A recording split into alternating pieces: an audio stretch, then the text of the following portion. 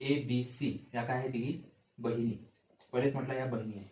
नंतर काय म्हटलंय, डी हा ईचा भाऊ आहे. डी हा ईचा काय आहे, डी भाऊ आहे. बरोबर आहे. डी हा ईचा भाऊ आहे.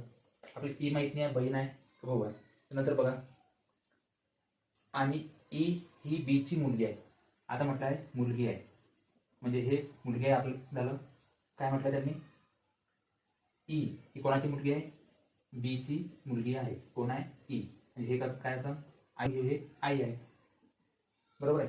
तर ए व डी चे नाते काय बघा, एबीसी काय आहे, तिघे बहिणी आहे. म्हणजेच हे पण काय असं, हे जर आई असं आणि हे काय तिची बहीण, म्हणजे हे दोघांची पण आई आहे आणि हे त्याची बहीण आहे. आईची बहीण म्हणजेच काय होते, आईची बहीण म्हणजेच काय होते, मावशी.